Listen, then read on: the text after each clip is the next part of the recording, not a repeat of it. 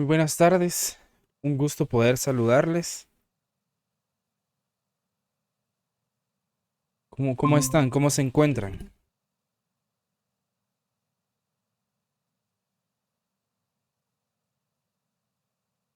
Buenas tardes. Gracias, licenciado. Bien, gracias a Dios, muy bien. Bien, todo bien, qué bueno, me alegro bastante.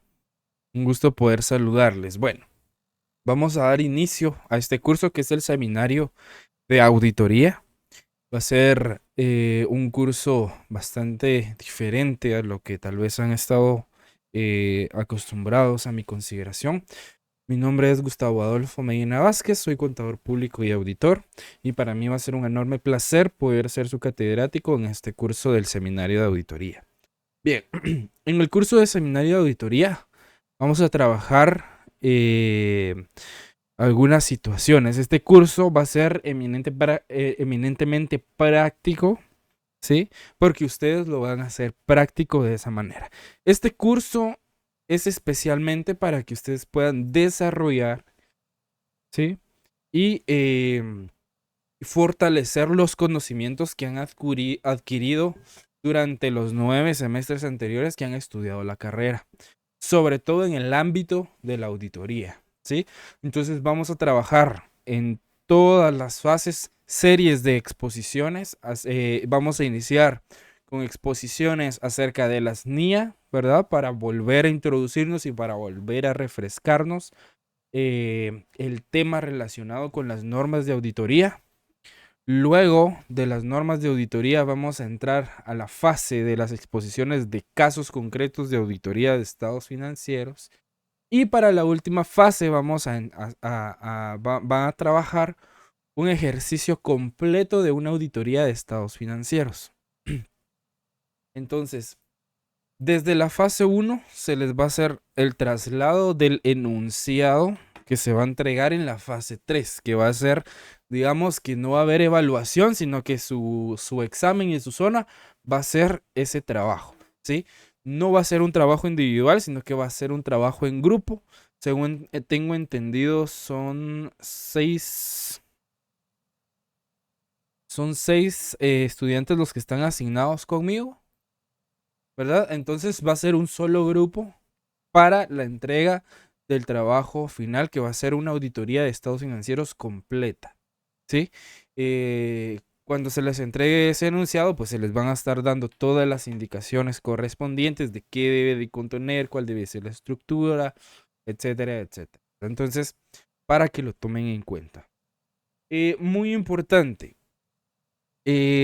acá las exposiciones, vamos a trabajar con las exposiciones. La zona, obviamente va a haber un trabajo de investigación a través de las exposiciones, y ese trabajo de investigación y sus exposiciones van a nutrir su zona. Y la evaluación, al menos de la fase uno, va a ser totalmente teórica relacionada con las normas internacionales de auditoría. ¿Cómo vamos a funcionar con las exposiciones? Por ejemplo, digamos que acá me aparece Iván Rodas. Por ejemplo, a Iván le toca exponer la NIA 200, por ejemplo, ¿sí? Entonces, expone su NIA 200, entrega su trabajo de investigación acerca de la NIA 200 con todos los lineamientos que se les van a hacer llegar. Y al final de su exposición, obviamente va a existir una retroalimentación de mi parte con aspectos relevantes que posiblemente tal vez Iván no haya tocado en su exposición, o para reforzar, ¿sí? O para complementar la exposición de Iván. ¿Me explico? ¿Están conmigo? Silic. Chile, ¿Sí? Ok.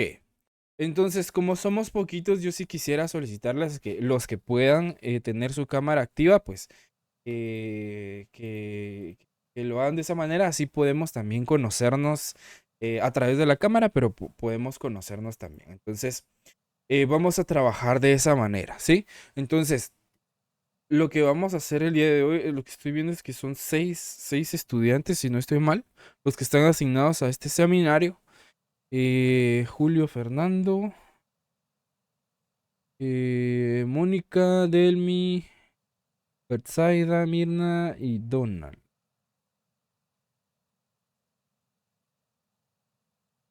Vemos 5 nada más. Entonces, ¿Vale? prácticamente, sí, dígame. Yo estoy acá en la clase, pero no he tenido dinero para asignarme, entonces ya hablé con la secretaria y en esta semana que viene me inscribo. Ok, entonces digamos que en teoría usted no aparece en el listado. No, Lick, no, seguramente no, porque también el otro curso voy con todo, primeramente Dios. Ok, ok, de acuerdo. Bien, entonces seríamos 7. Ok, bien.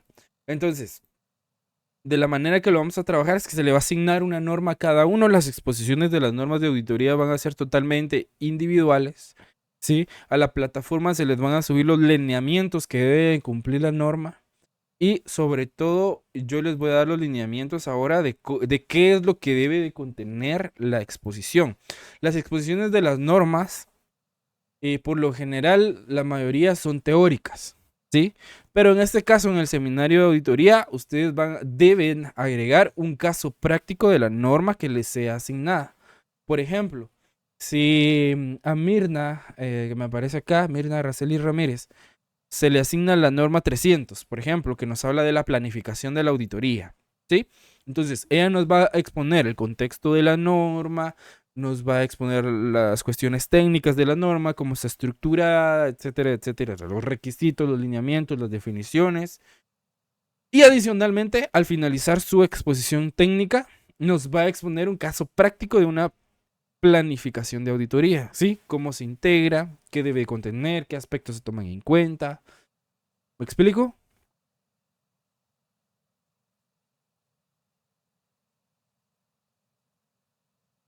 ¿Dudas hasta el momento?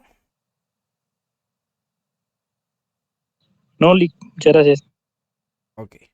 Entonces, para que tengamos eso en cuenta, ¿sí? Al momento de realizar la exposición, tanto en la exposición como en su trabajo de investigación, debe de venir el caso práctico, ¿sí? Y obviamente en la exposición deben, valga la redundancia, exponer el caso práctico de la norma que se les haya asignado. Por ejemplo, si les toca la norma de documentación de la auditoría o, por ejemplo, la norma de la identificación y de la valoración de riesgos, ¿verdad? Entonces, la identificación y de la valoración de riesgos es una sección específica dentro de la planificación, ¿sí? Entonces, el caso práctico de esa norma debe hablar específicamente de esa sección de la planificación, ¿verdad? Cómo el auditor en su planificación considera los riesgos de asociación con el cliente, los riesgos de las partidas más relevantes en los estados financieros, entre otras cuestiones que se deben de comprender según esa normativa. Entonces, para que lo tengan en cuenta. Igual, por ejemplo, si a alguno le toca exponer la NIA 700, que nos habla de la formación de una opinión y la emisión de un informe de auditoría de estados financieros, tiene que venir un caso práctico de un informe de auditoría, ¿verdad? Que expliquen cómo se estructura un informe, cuáles son los lineamientos para llegar a la conclusión del informe, cómo se va formando la opinión, etcétera. ¿Sí, Mirna? Lick, disculpe, pero usted antes de todo eso nos va a dar como ejemplos prácticos. Eh, Básicamente, como les decía al iniciar el curso, acá primero vamos a hacer las exposiciones y después de las exposiciones viene la retroalimentación, ¿sí? Entonces, acá lo que se trata es de que ustedes hagan obviamente su trabajo de investigación y a través de su trabajo de investigación ustedes vean, digamos, busquen ejemplos de una planificación o busquen ejemplos de un informe que, por ejemplo, los del informe los da la misma normativa, ¿sí? De que traten la manera de interpretarlo, porque, por ejemplo, en el curso de Auditoría 1 se introducen a los principios fundamentales de la auditoría, ¿sí? Van viendo aspectos muy generales de las normas, etcétera. En Auditoría 2, pues ya se introducen un poco más a la normativa, ven más o menos cómo se estructuran los papeles de trabajo. En auditoría 3 ya ven la cuestión más práctica, ¿sí? Una auditoría de estado de financiera, auditoría de resultados, auditoría de un solo rubro, etcétera. E incluso la emisión de un informe o la catalogación o la formación de la opinión de un informe de auditoría. Entonces, de lo que se trata el seminario es de poner en práctica esos conocimientos ya adquiridos. Obviamente, después de la exposición se les va a dar la retroalimentación correspondiente, ¿verdad? Acerca del tema que se les está asignando. ¿Por qué se va a hacer de esa manera? Porque así ustedes, antes de que se les dé el ejemplo, no van a exponer el mismo ejemplo que se les está dando en clase, ¿verdad? Entonces, para ver su manera de interpretación de la norma, cómo están comprendiendo ustedes la normativa, porque es un aspecto importante y relevante cuando ejercemos la auditoría como tal. ¿Sí? ¿Alguna otra duda? Es que fíjese que yo hice esa pregunta porque por lo general nosotros en las clases que hemos llevado, más que todo, ha sido pura teoría, exposiciones. Y por eso incluso no está usted para saberlo, pero sacamos muy baja calificación en una exposición porque el licenciado también quería que pusiéramos ejemplos prácticos, pero como en realidad no nos los habían enseñado como tal, solo nos basábamos a la teoría. Ya. Pero entonces, digamos, en el curso de auditoría 3 no desarrollaron papeles de trabajo.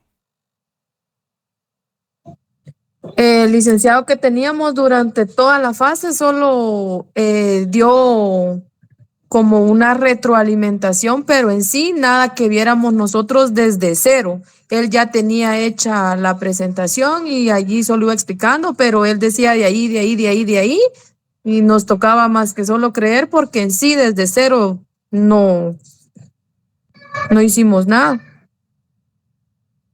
Bueno, es que ahí está lo complicado, ¿verdad? Porque se supondría que ya para este semestre, pues únicamente en el seminario, pues poner en práctica todos esos conocimientos ya adquiridos, ¿verdad? Entonces, eh, bueno, agradezco de igual manera la retroalimentación, ¿verdad? Porque pues en este caso uno da por hecho de que ya en el 10º semestre por lo menos deberían de conocer, digamos, cómo se estructura un papel de trabajo o los aspectos más relevantes que debe de contener una planificación de auditoría. Entonces, basándonos en ese enfoque, lo que podemos realizar es el desarrollo de una auditoría completa. ¿Sí? Entonces, lo que podemos hacer es hacer esa auditoría completa desde la fase 1 desarrollándola desde el momento de la auditoría de caja y bancos, por ejemplo, iniciando con la auditoría del estado de situación financiera. Luego pasaríamos a la auditoría de pasivos, la auditoría de estado de resultados y terminaríamos con los papeles de trabajo, con las cédulas sumarias y las cédulas centralizadoras. Entonces, viendo ese enfoque, creo que entonces va a ser mejor que trabajemos desde la fase 1 el caso completo de una auditoría completa de estados financieros. ¿Les parece? Sí, Lick, muchas gracias por su apoyo. Ok, entonces vamos a hacer lo siguiente. El próximo sábado vamos a trabajar las exposiciones, ¿sí? Para el próximo sábado ya van a tener cargado en la plataforma el enunciado que vamos a utilizar para desarrollar el ejercicio de una auditoría completa, ¿sí? Pero lo que sí van a realizar es la investigación de la planificación de una auditoría, ¿sí? Del memorando de planificación o de la estrategia global de la auditoría es lo mismo. Planificación de la auditoría, memorando de planificación, estrategia global de auditoría es lo mismo que la planificación. Siempre se basa en la NIA 300, ¿sí? Entonces, ese tema sí o sí lo van a investigar ustedes, ¿sí? Una vez pasadas esas exposiciones y refrescando el contenido de las normas más relevantes, porque no las vamos a ver todas, ¿sí? Vamos a ir viendo el avance del el tema de la auditoría, déjenme ver si tengo acá el enunciado, es que le tengo que hacer unas modificaciones. Les comparto pantalla para que ustedes se vayan dando una idea de qué es lo que vamos a desarrollar entonces, ¿les parece?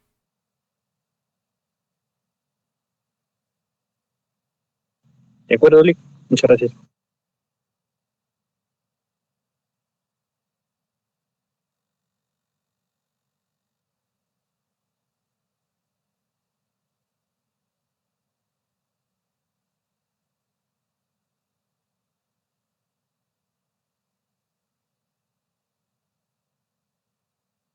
Voy a compartir.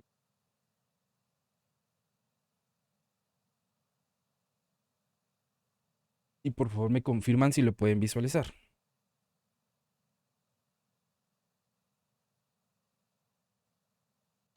Ya, Lick.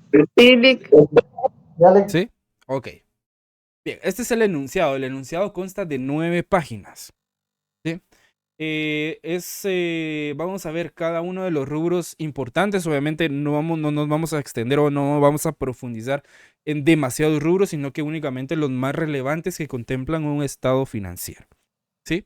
Entonces, acá básicamente lo que nos va a pedir el enunciado es que la auditoría la basemos en las normas internacionales de información financiera full o las NIF plenas.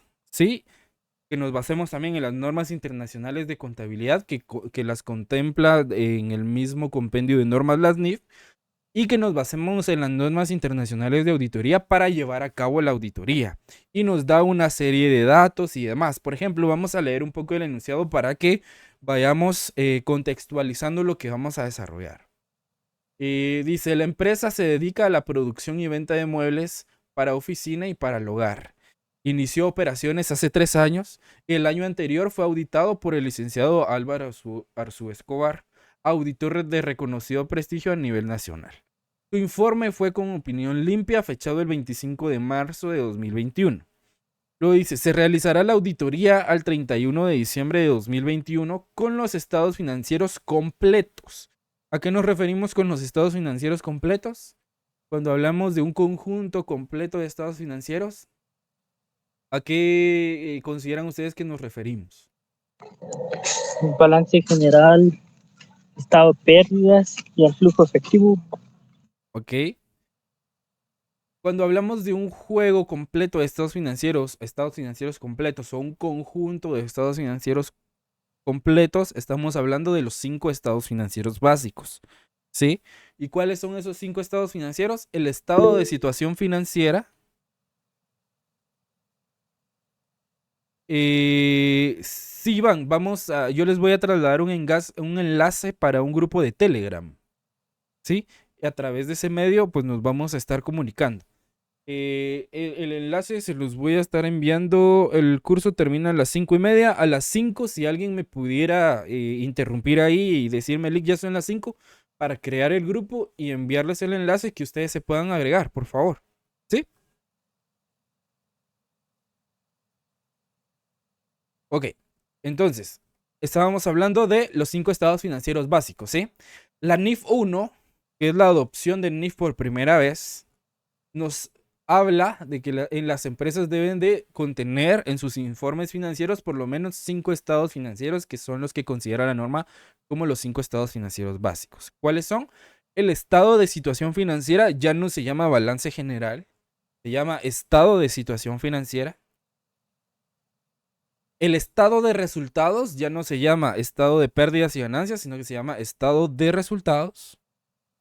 El estado de flujos de efectivo, ¿sí? El estado de cambios en el patrimonio y las notas a los estados financieros. Esos son los 5 estados financieros que una empresa en teoría debería de manejar, ¿sí? Por lo general las empresas manejan 2 estados financieros, que es el estado de situación y el estado de resultados, porque en la mayoría de casos lo utilizan en la contabilidad para fines tributarios, ¿sí? Únicamente para efectos del pago de impuestos. Pero algunas otras empresas que están más organizadas utilizan ya el flujo de efectivo para ver la rotación de su efectivo, para tomar decisiones acerca de hacia dónde dirigir el dinero, o qué proyectos fortalecer, etcétera, ¿sí? El estado de cambios en el patrimonio, lo que nos muestra es el movimiento del capital o de la sección del patrimonio como tal del estado de situación financiera, cómo ha fluctuado o cómo han estado los movimientos de las transacciones que afectan el patrimonio de la empresa. Y en las notas a los estados financieros, básicamente lo que contiene es información acerca de las políticas principales de la empresa y de cómo están integrados cada uno de los rubros que componen los estados financieros de la entidad. ¿Sí? ¿Anotaron eso? ¿Los 5 estados financieros básicos?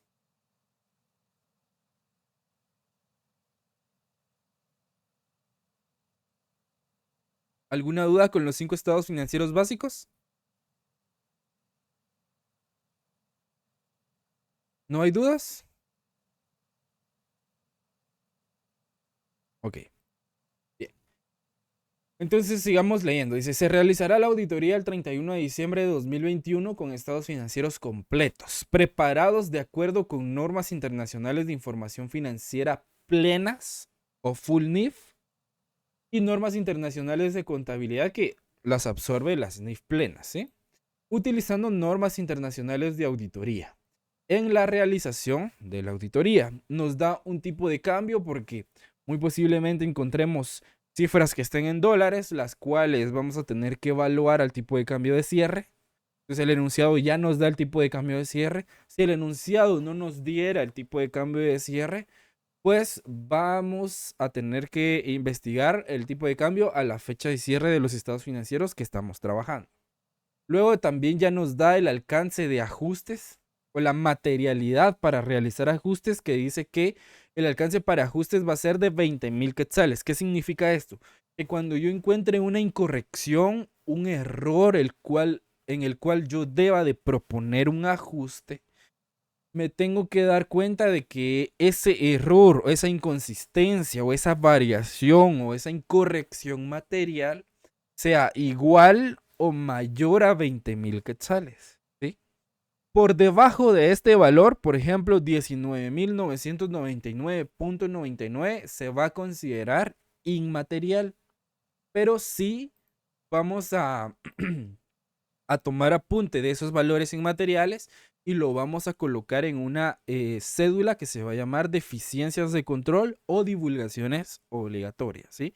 Ya vamos a ir viendo cómo se van a estructurar las cédulas. También les voy a trasladar un contenido acerca de papeles de trabajo para que vayamos conociendo cómo se estructuran, qué requisitos o qué características deben de contener los papeles de trabajo. Entonces, acá en el enunciado ya entra directamente al rubro de caja y bancos. Si se dan cuenta, no nos da el estado financiero armado. Eso significa que nosotros lo vamos a tener que armar, ¿sí? Al momento de finalizar la auditoría de estados financieros.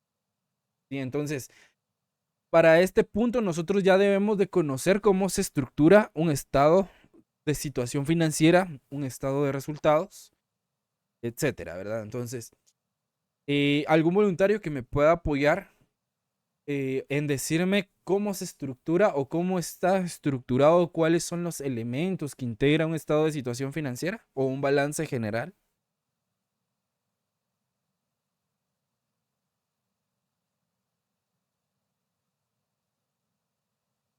¿Alguno? La estructura, pues, a grandes rasgos sería activo, activo corriente, activo no corriente, pasivo, pasivo corriente, no corriente, Ok, capital, ¿verdad? Con sus resultados del periodo. ok, perfecto. Ese es un estado de situación financiera con base a la NIF para pymes. Sí, esa es una diferencia importante. Cuando nosotros hablamos de las NIF plenas o las NIF full, siempre vamos a iniciar con los no corrientes. Porque para esta normativa es más importante los activos fijos. Porque por lo general, las empresas que adoptan esta normativa, los elementos de los estados financieros más voluminosos o con mayor riesgo son los activos fijos porque es donde existe mayor valor monetario. ¿Sí? Entonces, cuando hablemos de NIF plenas, vamos a iniciar la estructura del estado de situación financiera de la siguiente manera. Vamos a iniciar con el activo no corriente y luego con el activo corriente y luego otros activos.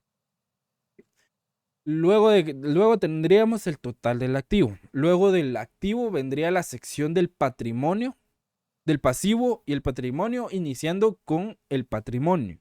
Luego de que tenemos descrito el patrimonio, vamos con la sección de pasivos e iniciamos siempre con el pasivo no corriente y luego el pasivo corriente. Y luego tenemos la sumatoria del patrimonio y el pasivo. Entonces, ahí nos debería de cuadrar el total del activo y el total de la sumatoria del patrimonio y del pasivo. ¿Sí? ¿Van conmigo acá?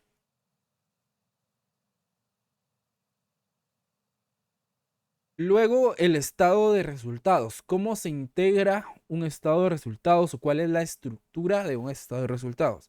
El estado de resultados va a iniciar por los ingresos de actividades ordinarias, o sea, los ingresos del giro del negocio, ¿sí? Si yo me dedico a la venta de muebles, esos ingresos ordinarios deben de ser por venta de muebles. Luego vamos a tener el costo de ventas, ¿sí? Luego de tener los ingresos de actividades ordinarias y el costo de ventas, vamos a tener el margen bruto, ¿sí? Ya sea una ganancia marginal o una pérdida antes de impuestos, dependiendo de cuál es mayor. Si el costo de ventas es mayor al ingreso, obviamente hay una pérdida. Si el ingreso es mayor al costo de ventas, tenemos una ganancia bruta, ¿sí? Una ganancia marginal.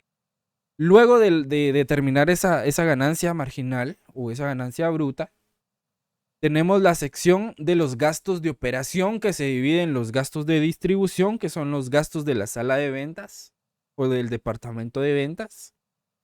Y luego tenemos los gastos del departamento de administración o los gastos administrativos. Luego de los gastos administrativos tenemos otros gastos financieros y luego otros ingresos financieros. Luego a la ganancia marginal o al margen bruto que se determinó entre el ingreso de actividades ordinarias menos el costo de ventas, se le restan los gastos de operación que están comprendidos por los gastos de distribución y los gastos de administración, se le suman los otros ingresos, se le restan los otros gastos y vamos a tener una ganancia o una pérdida antes de impuestos, ¿sí? Que esa va a ser nuestra base para la determinación del impuesto sobre la renta y de la reserva legal, ¿sí? Entonces, de esa manera vamos a estructurar el estado de resultados, que van a ser los dos estados financieros principales. Entonces, si se dan cuenta acá, vamos a hacer una auditoría de caja y bancos. Vamos a hacer una auditoría de cuentas por cobrar. Vamos a hacer una auditoría de inventarios.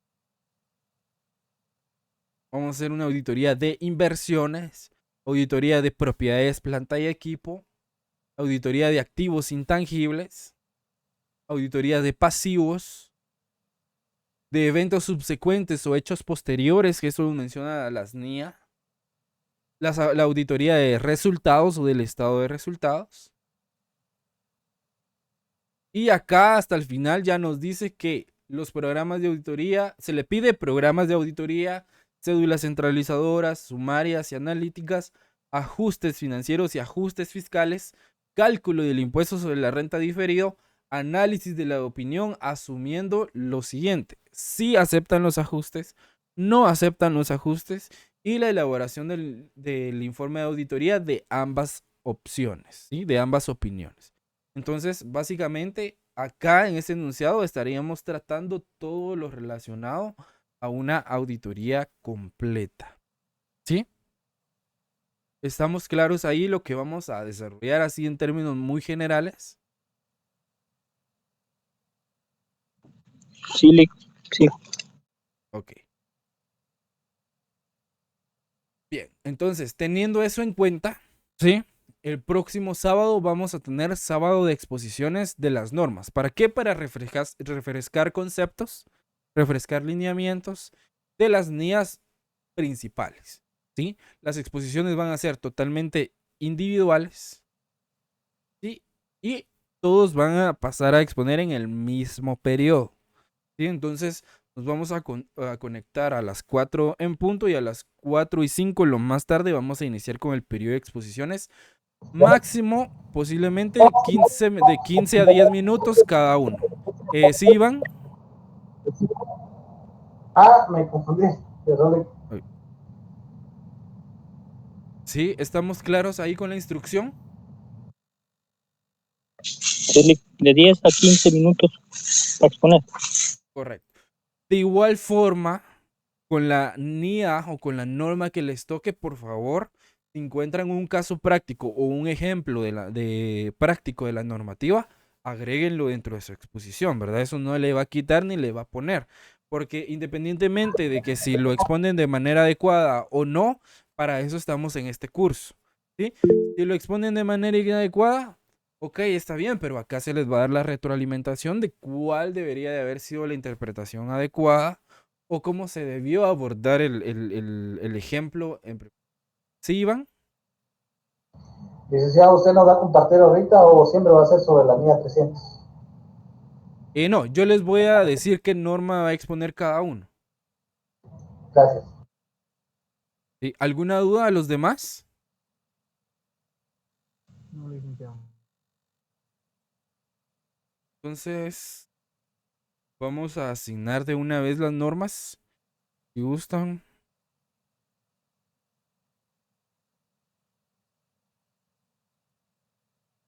Ok. Vamos a ir por el orden en el que me aparecen en el listado. ¿Está Julio Fernando?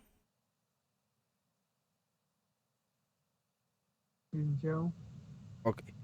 Julio, usted va a exponer la norma 210. 210, muy bien. Que habla de los acuerdos de los términos de los trabajos de auditoría.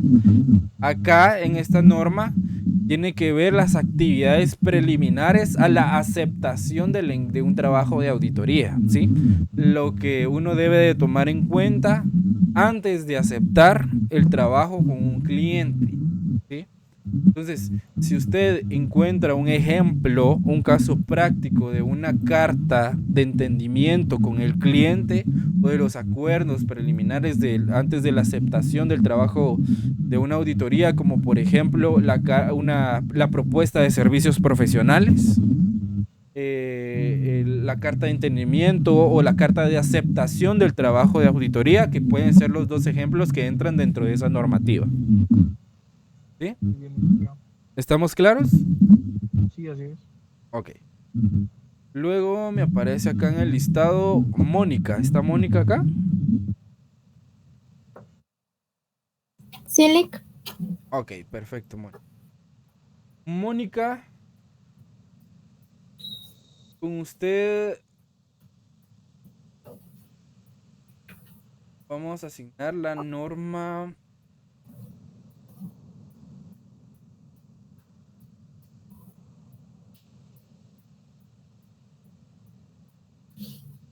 La norma 250, que nos habla de las consideraciones de las leyes y regulaciones en una auditoría de estados financieros. ¿Sí? Acá, ejemplos prácticos pueden ser la aplicación de la ley de actualización tributaria en la auditoría de estados financieros, dependiendo de qué marco de referencia de información financiera tenga el cliente. ¿Sí? Entonces, cómo se toma en consideración, cómo se aplica. Sí, aquí tal vez no es un documento como tal, sino que es una cuestión más de análisis. Entonces, Mónica, la NIA 250. Luego me aparece Delmi. ¿Está Delmi por acá? ¿Estoy? Sí, aquí Ok, estoy.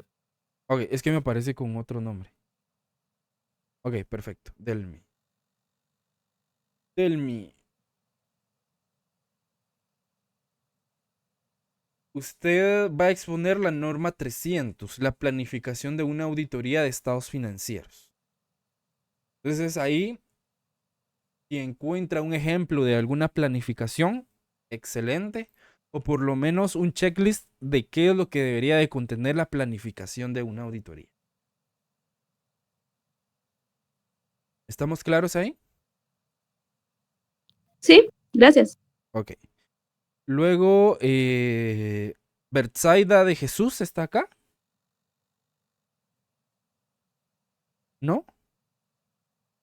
Ok. Mirna Araceli.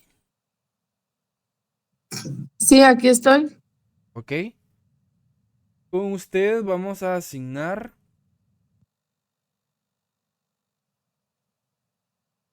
la NIA 500, que habla de la evidencia de auditoría. ¿Sí? Acá, ejemplos que puedan tener, documentación, ¿verdad? La conformación del archivo permanente o del legajo de trabajos. ¿Cómo se conforma? ¿Qué documentación debería de contener el archivo permanente o el legajo de trabajo?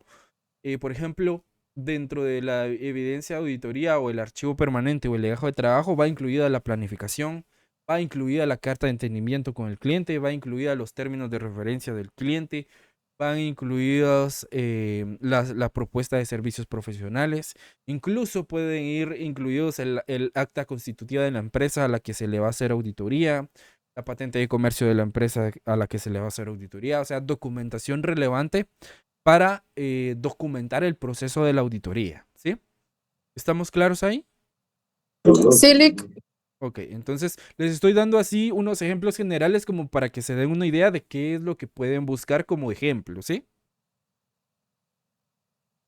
Luego en el listado tenemos a Donald Iván Rodas. ¿Sí, Lick? Ok. Donald, con usted va a estar asignada la norma 700. La norma 700 que nos habla de la formación de una opinión y la emisión del informe de auditoría sobre los estados financieros. Acá el ejemplo sí o sí tiene que ser un informe de auditoría con una opinión limpia o con una opinión no modificada, ¿sí? De preferencia que no sea el ejemplo que da la normativa. Si puede buscar otro ejemplo, mucho mejor. Ok. Y de los que me aparecen en el listado, solo a ustedes los tengo acá. ¿Quién me había dicho que no aparece en el listado? Yo, Lick, minor, chitón. Minor, ok. Entonces, minor, usted va a exponer la norma 715. ¿Sí? Dentro de la norma 715 705, perdón, la 705 nos habla de las modificaciones a la opinión en el informe del auditor independiente. Acá en la norma 715 705, perdón, ya nos habla de 3 tipos de opinión diferentes a la de la norma 700, ¿sí? Ya nos habla de otras valoraciones, nos habla de la opinión con salvedad, nos habla de la opinión adversa o la opinión negativa y nos habla de la abstención de opinión, ¿sí? Si puede conseguir ejemplos de los 3 informes, excelente, pero si no, de preferencia que sea el de la opinión negativa, ¿sí? Negativa o adversa. Y acá en la norma 700 también tiene que ser un informe. ¿Estamos claros ahí? Muy bien, sí, Lick, muy claro. Muy bien. Ok. Entonces, vamos a iniciar con Julio, luego Mónica, luego Delmi.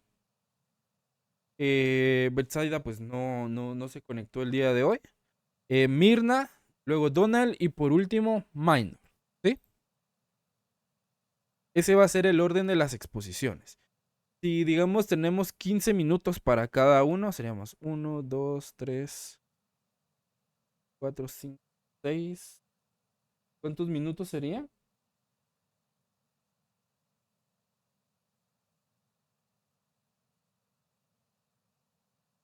Justamente la hora y Si media es del de curso. 15, 90 minutos. 90 minutos. Sería hora y media, ¿verdad? Justo. Justo lo que dura el curso. Entonces, únicamente este próximo sábado serían las exposiciones de la norma, ¿sí? De 10 a 15 minutos. traten la manera de ser muy puntuales en lo que van a exponer, porque recuerden que las normas de auditoría tienen una estructura, ¿sí? ¿Y cuál es la estructura de la norma? Las normas, todas las líneas tienen una introducción, todas las normas tienen un alcance, todas las normas tienen requerimientos, las normas tienen principios fundamentales o definiciones que ayudan a comprender el contexto de la norma. Y en algunos casos, dentro de los requerimientos, tienen un apartado de documentación de auditoría, ¿sí? Porque por lo general en todas las normas existe más de algún documento que se genera por una situación que surge. Entonces, básicamente esa es la estructura de lo que deberían de exponer el próximo sábado. Introducción de la norma, el alcance de la norma, los requerimientos de la norma o los requisitos de la norma. Y si la norma, en su caso, tuviera un apartado de documentación de auditoría, pues deben de agregar. ¿Alguna duda?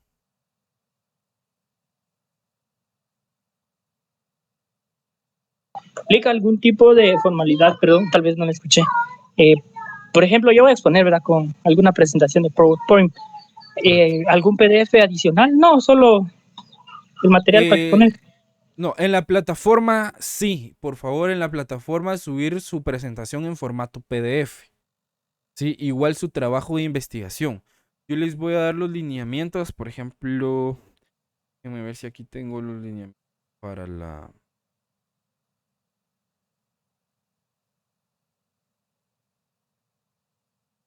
De acuerdo, gracias, Luis.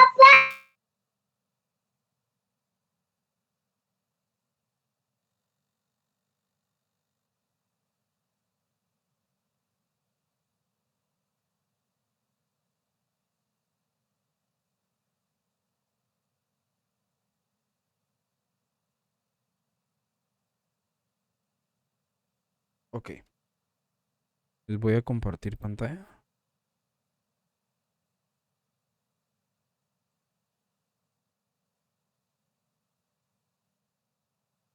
Esta es la estructura que debe de contener el trabajo de investigación. Acá omitan la norma, solo es para que lo tengan de ejemplo, ¿verdad?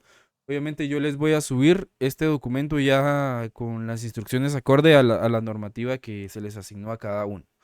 Entonces, debe de contener carátula, debe contener un índice, debe de contener introducción, y dentro de la introducción va una breve descripción sobre la importancia de la documentación, por ejemplo, en este caso que es la norma 230 de la documentación de auditoría, breve descripción sobre la importancia de la documentación de auditoría en el proceso de auditoría de estados financieros y la mención de la norma internacional de auditoría 230 como base para el estudio. En el marco teórico, el alcance de la norma, los objetivos de la norma, las definiciones. Algunas normas no tienen definiciones, entonces si su norma no tiene definiciones, omitir este apartado. Debe de traer sus requerimientos, ahí sí todas las normas tienen requerimientos. Acá el apartado del ejemplo o del caso práctico que pudieran conseguir. Y agregar un comentario personal del análisis o de lo que ustedes comprendieron de la norma, ¿sí? Sus conclusiones y sus recomendaciones y su bibliografía, ¿sí? Este documento yo se los voy a subir ya con los lineamientos específicos para su caso. En el transcurso de hoy por la noche se las estaría subiendo mañana por la mañana. ¿Sí? ¿Estamos claros ahí?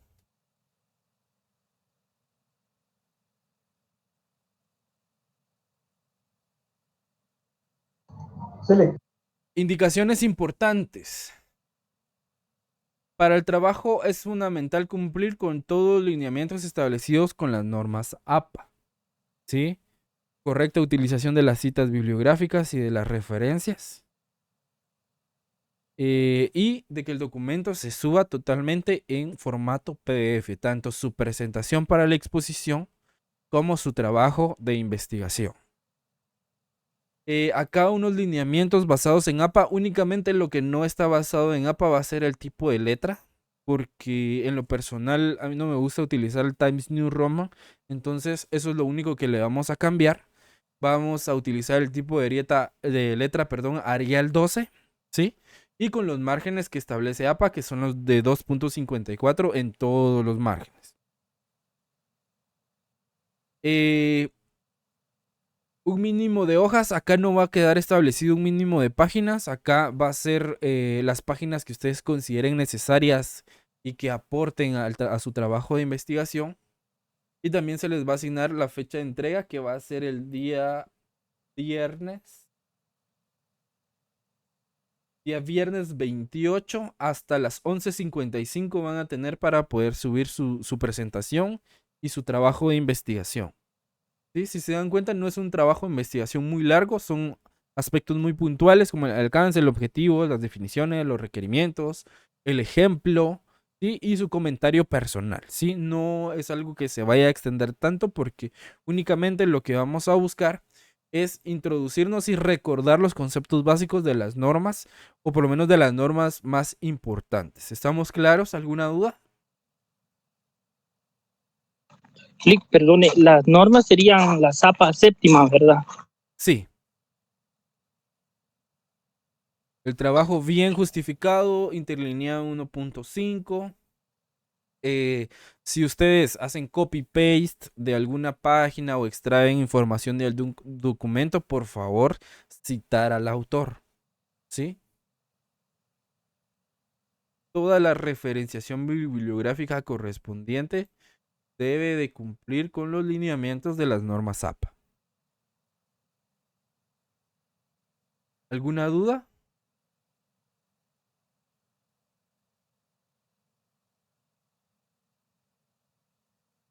De mi parte no, gracias.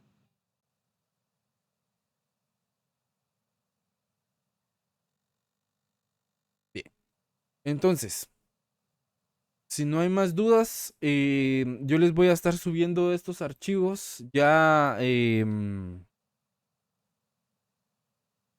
con los lineamientos que corresponderían al curso del seminario. Sí, les estaría subiendo también el enunciado que vamos a estar trabajando. Voy a tratar de manera de subirle los formatos de los papeles de trabajo que vamos a utilizar para la auditoría. Y vamos a ir paso a paso, ¿sí? Si en ese caso durante los 9 semestres no tuvieron práctica, vamos a tratar de desarrollar la mayor parte de práctica posible. ¿Sí? ¿Están de acuerdo ustedes? Está bien, ¿Sí? en parte está bien. Ok. Entonces vamos a dar pie, vamos a crear de una vez el grupo. Se me va a olvidar después. Es seminario de auditoría, ¿verdad ustedes?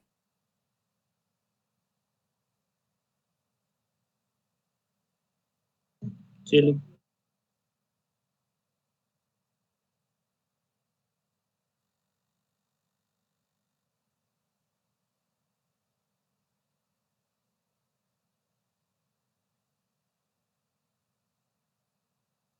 Les voy a trasladar el enlace ahora para que se puedan agregar. Si tienen algún problema para agregarse, por favor me notifiquen. Vemos de qué manera resolver.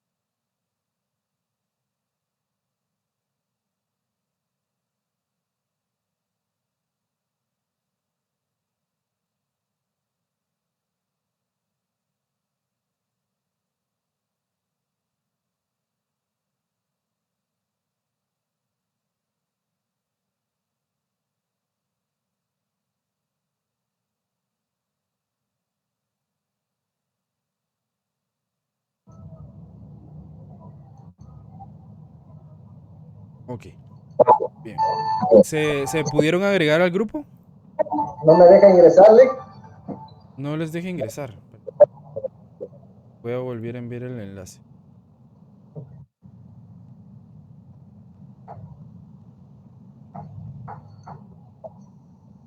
Recuerden que es de Telegram, ¿sí?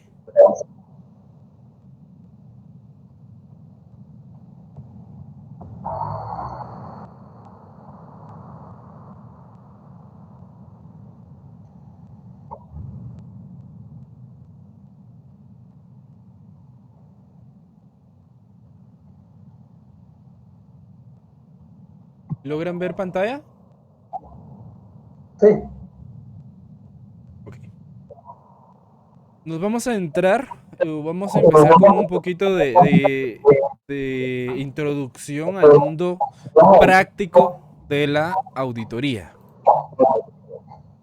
¿sí? Y acá, obviamente, cuando se hace una auditoría de estados financieros, Licenciado, ¿sí?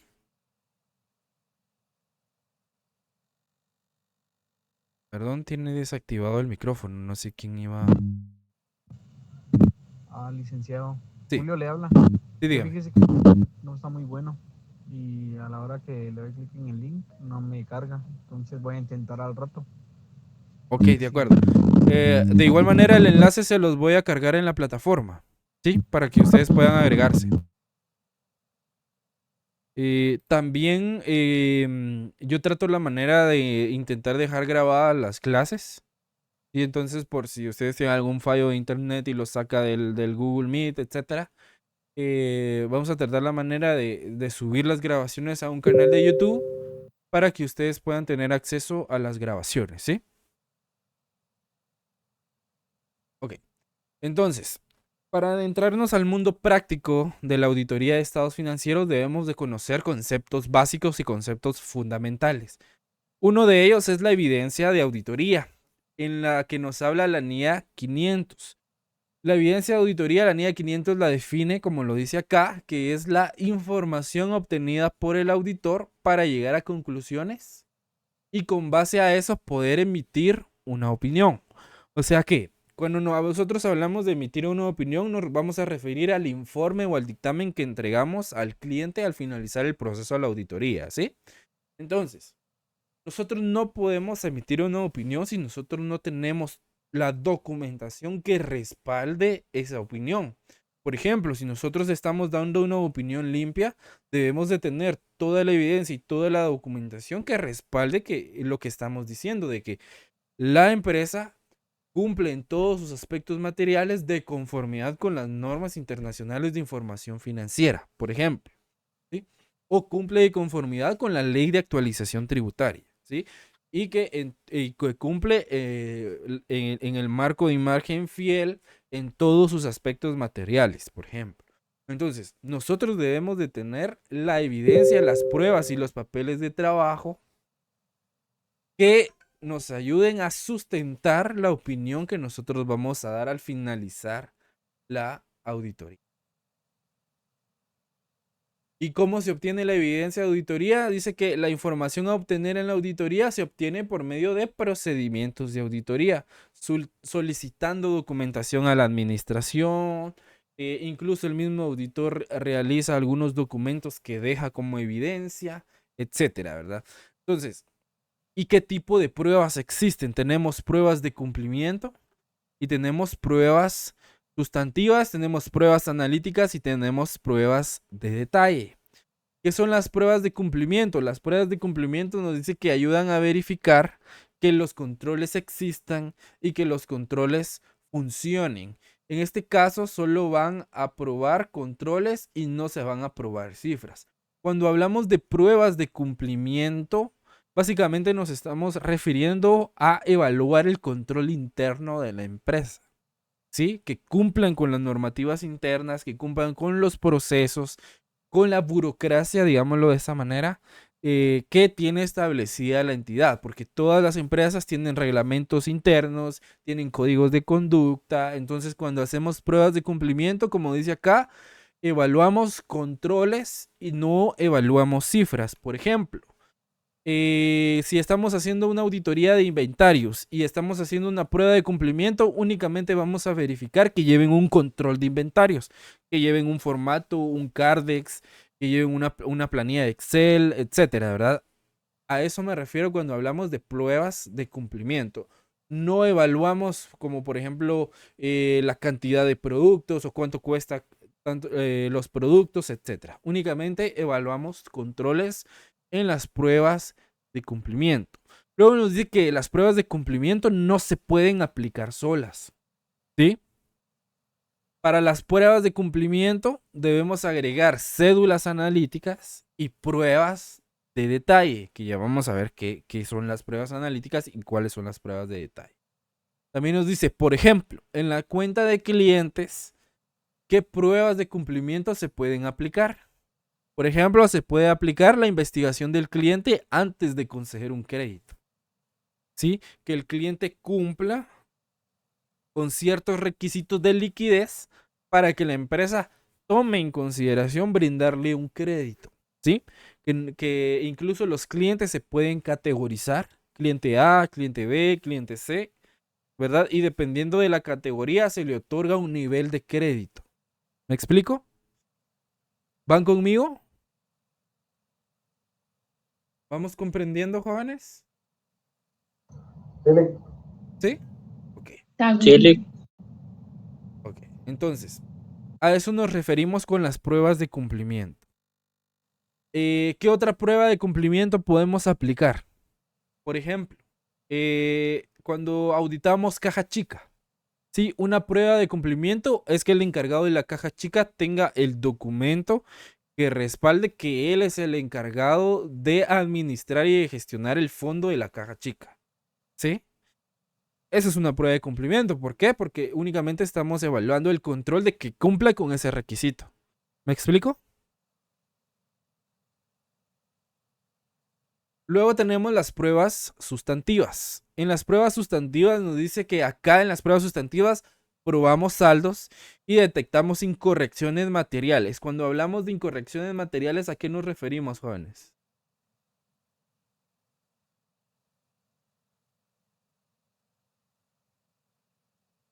Cuando hablamos de incorrecciones materiales, ¿a qué consideran ustedes que nos referimos?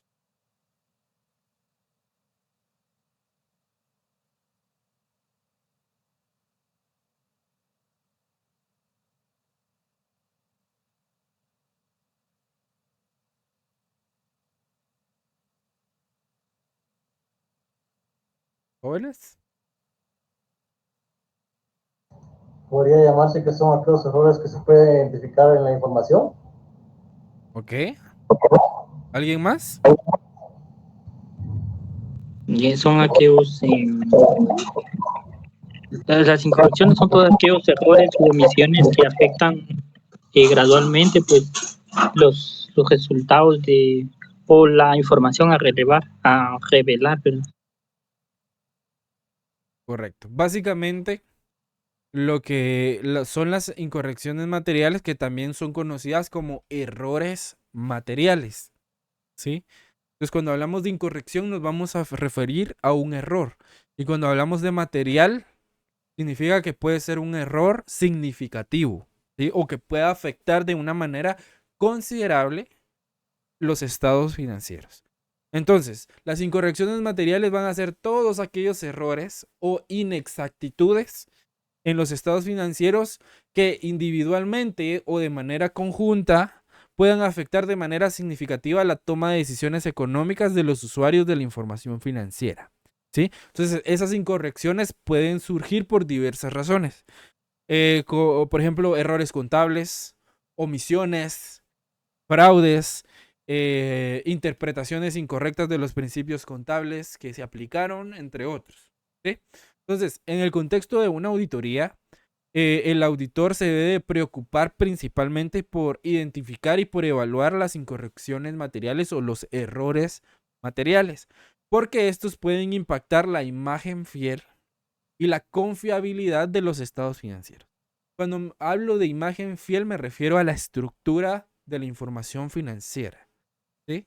Por ejemplo, que una cuenta esté mal clasificada, que esté en un lugar que no le corresponda, Por ejemplo, no voy a tener una cuenta de ganancia en el activo no corriente, ¿verdad? ¿Sí? O no voy a tener la cuenta por cobrar en el estado de resultados. ¿Sí? ¿Me explico? Entonces, a eso se puede referir que puede afectar la imagen fiel. ¿Sí? Puede afectar la estructura de los estados financieros por una mala clasificación o por un error de clasificación. Entonces, acá en auditoría un error se va a considerar material si su corrección o su divulgación va a tener un efecto significativo en la toma de decisiones de los usuarios de los estados financieros. O sea, el gobierno corporativo, los accionistas o los propietarios de la entidad. ¿Sí? Entonces, el concepto de incorrección, o el concepto de materialidad, ¿sí? En la auditoría se basa sobre todo en el juicio del profesional de la auditoría y en un contexto específico de la entidad y el entorno que rodea a la empresa. Entonces, no existe una definición específica de lo que se considera material en términos absolutos, porque depende de factores como el tamaño, la naturaleza de la entidad, la estructura del capital como está conformado en la empresa, el tipo de industria en el que se desenvuelve la empresa y las expectativas que tienen los usuarios de los estados financieros. Entonces, como tal, una definición exacta de materialidad no existe porque también va a depender del juicio, del criterio y de la opinión del auditor. Entonces, el auditor debe evaluar la materialidad a nivel individual, ¿sí? Por partida o cuenta por cuenta o a nivel global. Cuando hablamos de nivel global nos referimos al conjunto de los estados financieros, ¿sí? ¿Y cuál es cuando hablamos de conjunto de estados financieros, a qué nos referimos? A los 5 estados financieros básicos, ¿sí? Adicionalmente, también el auditor debe de considerar el efecto cuantitativo, ¿sí? En términos de cantidad y los efectos cualitativos, ¿sí? Que esas incorrecciones materiales van a tener en los estados financieros. Entonces, al realizar una auditoría, el auditor busca sobre todo asegurarse que todas las incorrecciones materiales que él considere relevantes se puedan identificar y se comuniquen de manera adecuada en el informe de auditoría para poder brindar una imagen justa, una imagen adecuada de la situación financiera y de los resultados de la empresa, ¿sí? Entonces, la identificación y la evaluación de las incorrecciones materiales son aspectos críticos de la auditoría porque la confiabilidad de los estados financieros es esencial para que los usuarios de esa información tomen decisiones informadas, ¿verdad? Sobre la entidad o sobre el futuro de la entidad y para mantener la confianza en los mercados financieros. ¿Sí? ¿Estamos claros ahí con el término de incorrección material?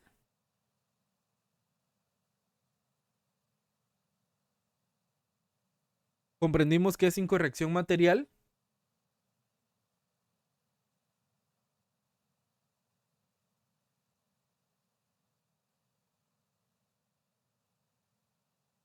Luego dice probar saldos, detectar incorrecciones materiales y estas pruebas sí se pueden aplicar solas. Entre las incorrecciones materiales pueden ser ajustes no aceptados, revelaciones inadecuadas y políticas inconsistentes.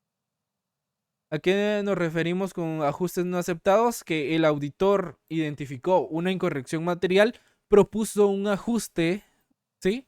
Para corregir la situación de la incorrección material, pero la administración no aceptó dicho ajuste. Por lo tanto, ahí tenemos ya un efecto negativo de las incorrecciones materiales que podrían afectar los estados financieros. Luego nos habla de revelaciones inadecuadas. ¿A qué nos referimos cuando hablamos de revelaciones inadecuadas? A cómo se presenta la información financiera en los estados financieros, ¿sí? Puede ser el mismo caso de una mala clasificación o de que coloquemos el nombre inadecuado de una cuenta, etcétera, ¿sí? O que clasifiquemos mal una cuenta o que clasifiquemos mal una transacción, ¿sí? Que lo hayamos colocado en una cuenta que no debería de estar. y políticas inconsistentes. Por ejemplo, ¿a qué me referimos con políticas? Por ejemplo, las empresas tienen políticas para brindar créditos a sus clientes. Tienen políticas para las depreciaciones de sus activos. Tienen políticas para amortizar sus activos. Tienen políticas de ventas. Tienen políticas de compras, ¿sí? Por ejemplo, en el caso de las depreciaciones. El caso de una política inconsistente en las depreciaciones es de que, por ejemplo, yo deprecio un mes, ¿sí? O yo deprecio medio año mi mobiliario de equipo por el método de línea recta, pero a partir del séptimo mes, al final del año, yo lo voy a depreciar por el método de vida útil o el método de números dígitos creciente o decreciente. Entonces ahí ya existe una inconsistencia en la política de depreciación, porque cuando hablamos de depreciación, justamente la ley nos dice que las depreciaciones deben de ser consistentes. Si yo inicié depreciando con el método de línea recta, así debo de terminar de depreciar el activo. A menos que esto la NIF lo permite, no la ley de actualización tributaria tiene otros requisitos para poder cambiar la metodología de depreciación o esta política de depreciación, porque se tiene que pedir una autorización a la Superintendencia de Administración Tributaria en la cual se solicita y se tiene que justificar por qué razón yo o estoy solicitando el cambio de método de depreciación, ¿sí? Y en la mayoría de casos se solicita un cambio de método de depreciación porque le conviene más otro método de depreciación a la empresa, ¿sí? Porque las depreciaciones son beneficios fiscales, porque las depreciaciones nos ayudan a disminuir, ¿sí?, la renta imponible para la determinación del impuesto sobre la renta, ¿sí? ¿Alguna duda hasta el momento? ¿Dudas, jóvenes? De mi parte, no. ¿No? ¿Alguien más? ¿Algún comentario? ¿Sí? Pregunta, ¿ya habían tenido un acercamiento con estos términos, con esta terminología, pruebas sustantivas, pruebas de cumplimiento? Solo para monitorear más o menos cómo vamos.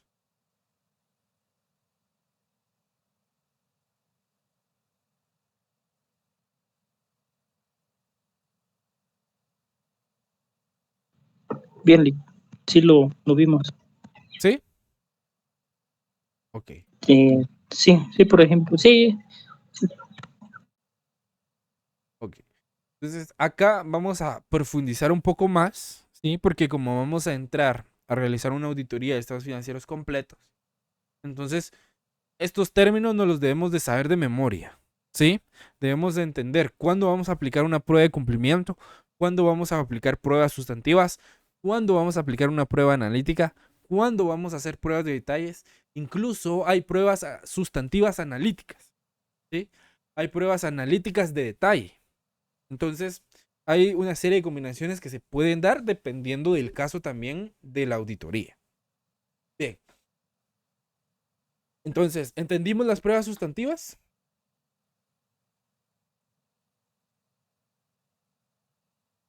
¿Vamos claros? ¿O ya se me durmieron? Luego vamos con las pruebas analíticas. Las pruebas analíticas se refieren a análisis, variaciones, recálculos, proyecciones y recálculos de depreciaciones, ¿verdad? Un ejemplo claro, recálculo de depreciaciones. Por ejemplo, ¿qué otro ejemplo podemos dar de una prueba analítica? Si la empresa tiene un préstamo bancario y ese préstamo bancario le devenga intereses o le genera intereses gasto a la empresa, el auditor puede hacer un recálculo de los intereses gasto que la empresa tiene registrados. Entonces, eso va a ser una prueba analítica, ¿sí? ¿Qué otra prueba analítica podemos hacer? Por ejemplo, podemos hacer un análisis de cobrabilidad para la determinación de las cuentas incobrables, para ver si están bien determinadas.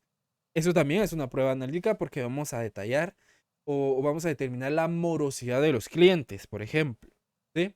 Entonces, las pruebas analíticas son fundamentales y por lo general son pruebas de las que más se realizan en el trabajo de campo.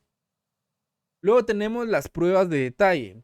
Las pruebas de detalle nos habla de revisión de documentos y participación en procesos. Y acá nos da un ejemplo clarísimo de las pruebas de detalle. Nos dice participar en el inventario físico o realizar arqueos de caja.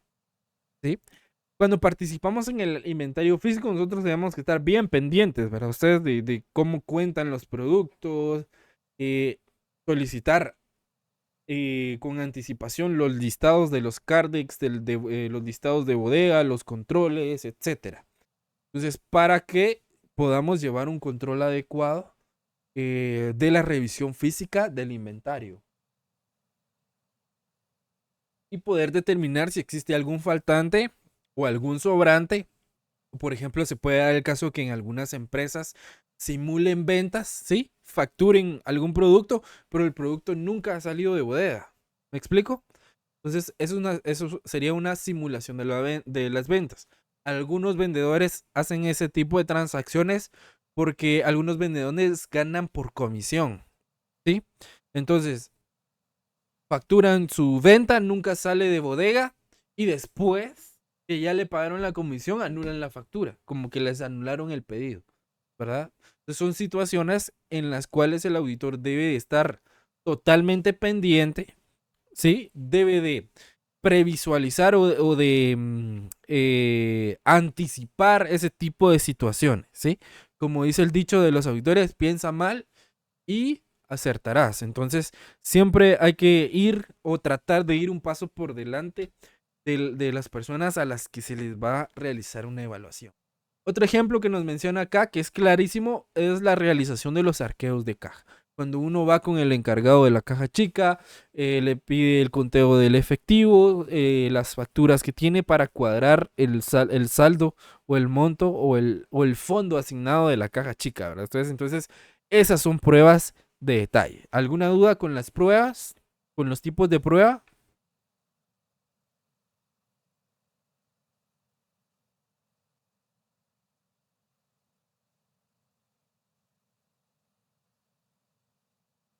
¿Estamos claros? Sí, Eso le afecta a sí, uno. de mi parte sí. Bien, una vez comprendidos los conceptos o qué significan las pruebas, acá les tengo un listado de qué pruebas se le pueden realizar.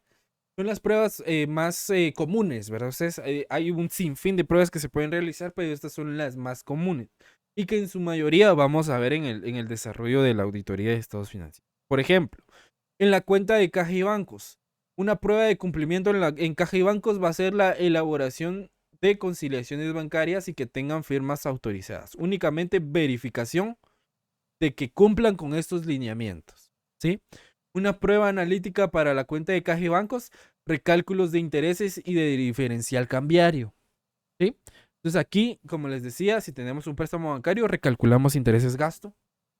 O si nosotros dimos un préstamo y nosotros estamos devengando o ganando intereses, igual hacemos el recálculo. Y una prueba de detalle es ya la revisión de la conciliación para ver si está bien elaborada y realizar confirmaciones bancarias, ¿sí? Que el banco nos confirme el saldo de las cuentas bancarias. Luego en las cuentas por cobrar, pruebas de cumplimiento, políticas de créditos, respaldos de las cuentas, reportes de antigüedad de los clientes, únicamente verificación de documentación, ¿sí? Prueba analítica de cuentas por cobrar, recálculo de provisiones para cuentas incobrables. Financiera y fiscal, ¿sí? Se puede hacer de dos formas.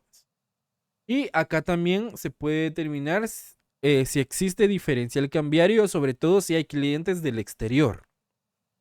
Pruebas de detalle, arqueo de documentos, ¿verdad? Como acá, digamos que en las cuentas por cobrar hay ventas, hay facturas, digamos, pueden haber facturas cambiarias y que si no están pagadas no tienen su recibo de caja, ¿verdad? Entonces, ver a quiénes se les vendió el crédito, entonces hacer ese arqueo de documentos. Confirmación de saldos de clientes, enviar una nota a los clientes de la entidad solicitando que confirmen el saldo que ellos tienen pendiente de pago con la empresa. Y análisis de cobros posteriores, ¿sí? Recordemos que una auditoría comprende un periodo fiscal, Sí, el periodo fiscal está comprendido desde el 1 de enero al 31 de diciembre. Pero si dentro de ese periodo, por ejemplo, el 1 de enero del siguiente año, existe una transacción relacionada con los cobros que me pueda afectar la auditoría que estoy realizando, sobre todo entre los meses de enero, febrero y marzo, antes de que se haga la presentación del ISR anual, yo puedo realizar pruebas que a eso se le llama eventos subsecuentes o hechos posteriores al cierre. ¿Sí? Yo puedo utilizar esa información aunque no esté dentro del periodo que esté auditando. ¿Sí? ¿Estamos claros ahí? ¿Alguna duda hasta el momento? No, por ejemplo, ahí en la cuenta de inventarios, ¿verdad? Podemos hacer una prueba de cumplimiento a documentos, ¿verdad? Si es una Correcto. prueba analítica, recalculamos, por ejemplo, que sea el valor realizable, ¿verdad? O que los costos estén bien. Y si fuera una prueba de detalle de inventario, sería ir físicamente a hacerlo, ¿verdad? Correcto. Correcto, correcto. Muchas gracias. Ajá, por ejemplo, usted mencionaba documentos de propiedad del inventario. Ok, documentos de propiedad del inventario, por ejemplo, si soy una empresa que me dedico a la compra y venta de productos, ¿sí? Debo de tener las facturas con las cuales yo adquirí los productos que voy a vender. ¿Verdad? Deben de estar a nombre de la empresa para que puedan decir que es de su propiedad. Y revisar los niveles de inventario a través de qué? Informes de bodega, los CARDEX, etcétera. En las pruebas analíticas, los recálculos del método de evaluación. ¿Sí? ¿Se recuerdan de cuáles son los métodos de evaluación de los inventarios?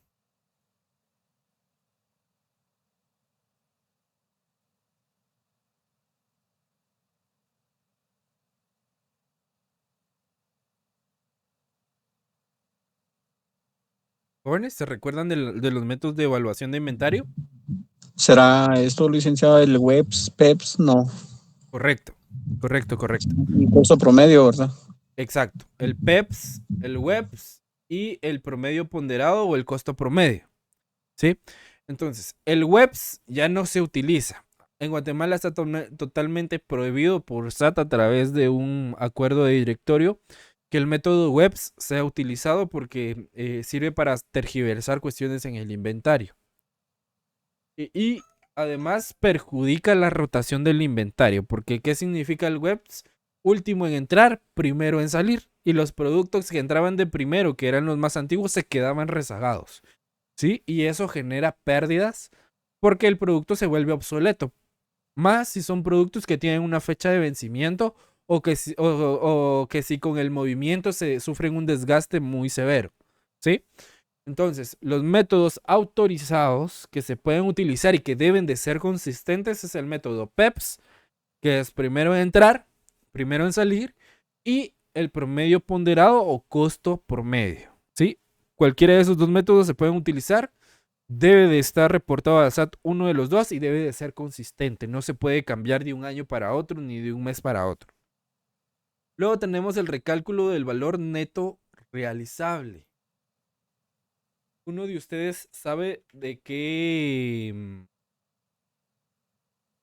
comprende esta prueba?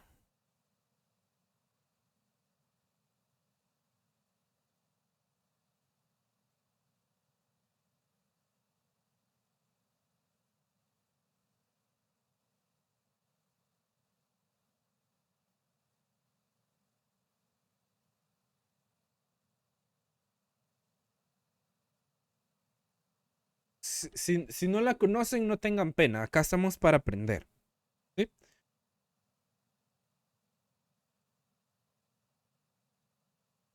¿Alguno de ustedes sabe de qué va esta prueba del valor neto de realización?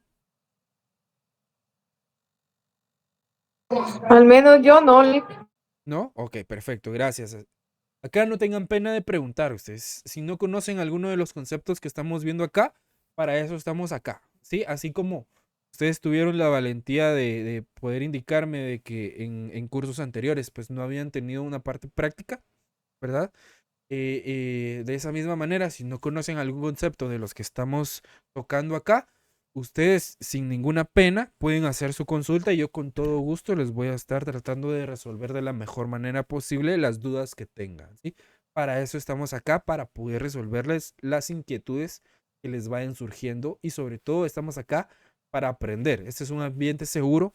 A mí me gusta mucho que el estudiante, si no conoce algo, que lo diga. Mire, Lick, yo no conozco este concepto, yo no sé de qué va, cómo funciona. Entonces, con todo gusto, uno se los puede explicar y desarrollar un poco mejor para que lo podamos comprender. ¿Sí? Ok.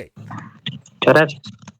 Entonces, el recálculo o el valor neto realizable es un procedimiento que se utiliza en el proceso de auditoría de inventarios para poder verificar la adecuación y la precisión de los valores asignados a los productos que se almacenan o que están en un proceso. El BNR es un concepto que es bastante fundamental en la valoración de los inventarios y representa el valor estimado que se espera obtener por la venta de los productos una vez deducidos los costos adicionales que son necesarios para poder llevarlos a la venta, ¿verdad? O a un lugar donde será, o al lugar donde van a ser vendidos.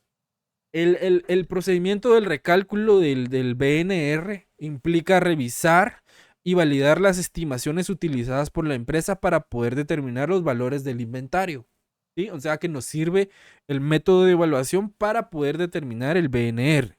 Entonces, hay que analizar varios aspectos. Primero hay que analizar el valor de venta que uno espera tener por ese producto. Por ejemplo, si se revisa el precio de venta estimado para cada uno de los productos en el inventario, ese valor se va a basar en factores como el análisis de la demanda, condiciones del mercado, precios de competidores y algunos otros factores que puedan incluir en la venta del producto, ¿sí? Entonces, otro punto importante, otro aspecto que implica analizar el BNR son los costos adicionales directamente atribuibles a la venta. ¿Qué quiere decir esto? Esos costos se consideran los costos directamente relacionados con la venta de los productos, como por ejemplo las comisiones de venta, los impuestos que se le agregan al precio de venta y algunos otros gastos específicos como de traslado, logística, colocación de la marca, etcétera, ¿sí? Y el otro punto importante son los costos adicionales necesarios para poder llevar los productos al lugar de venta. Ahí se incluyen los costos para preparar los productos para la venta, los gastos de transporte, embalaje, por ejemplo, si van a tener un traslado muy largo, embalaje, que el embalaje es un empaquetado muy seguro, y algún otro costo que pueda ser asociado con llevar el producto al lugar de la venta, ¿sí? Entonces, al recalcular el BNR, el auditor busca sobre todo asegurarse de que las estimaciones de la empresa sean razonables y que estén en línea con las condiciones del mercado y, y con los costos reales asociados con la venta del producto. Entonces, si se identifica alguna discrepancia significativa entre las estimaciones de la empresa y las conclusiones del auditor en el recálculo del BNR, se puede realizar un ajuste en los valores de los inventarios, ¿sí? Existe una partida para ajustar el valor neto de realización de los inventarios. Entonces, el recálculo del BNR, en conclusión, es un procedimiento que es crítico en la auditoría de inventarios porque los inventarios son una partida significativa en los estados financieros de muchas empresas que se dedican sobre todo a la compra y venta de bienes y por lo tanto pueden tener un impacto material en los resultados y en la posición financiera de la entidad.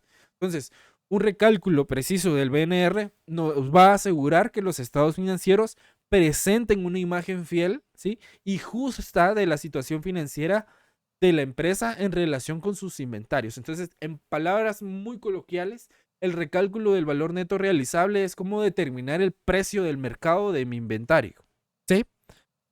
Entonces, ¿a cuánto están los competidores? Entonces, para más o menos estimar y ver si puedo competir con esos precios. ¿Me explico? ¿Comprendimos qué es el BNR?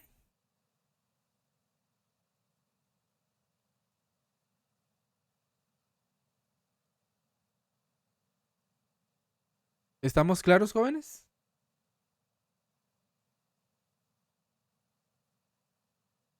Ok, bien. Bueno, son las 5:30. Vamos a dar por finalizado el curso de hoy. Recuerden, nos quedamos en el tema de los inventarios, en las pruebas analíticas, para que lo tengamos presente, para que la próxima clase, donde ya entremos a ver teoría, empecemos a partir de este punto. ¿Sí alguien había levantado la mano? Me equivoqué, licenciado. Se me marcó. Ok. Bueno, entonces para finalizar, solo les voy a solicitar que puedan activar su cámara un momento para poder tomar la captura de pantalla de la asistencia, por favor. Ok. Entonces, a la cuenta de 3 les voy a pedir una sonrisa para sus cámaras. A la 1, a las 2 y a las 3. Ahí estamos. Entonces, un gusto haber estado con ustedes. Esperemos que este curso de seminario sea muy fructífero para ustedes y que puedan aprender cosas que posiblemente no hayan podido aprender en otros semestres, ¿verdad? Entonces vamos a hacer todo lo posible para que esta práctica que vamos a realizar les pueda servir o les pueda ser de mucha utilidad. Recordemos, el próximo sábado, exposiciones, por favor. Las exposiciones las vamos a tomar ya como todos unos profesionales, por lo tanto, la vestimenta de los expositores de manera formal, ¿sí? No necesariamente corbata, sino que con los caballeros con una camisa y las damas, pues, cuando se les indica de vestimenta formal, pues ellas están más familiarizadas con toda esa terminología, ¿sí? ¿Alguna duda antes de finalizar? No, gracias. Ok, perfecto. Entonces, damos por finalizada la clase de hoy. Primero Dios, nos vemos el próximo sábado. Y yo les voy a estar subiendo los materiales y las instrucciones para que puedan desarrollar su exposición. Entonces, un gusto haber estado con ustedes. Y si Dios quiere, nos vemos el próximo sábado. Feliz tarde, licenciado. Gracias. Feliz Gracias, tarde. Feliz tarde. Feliz tarde.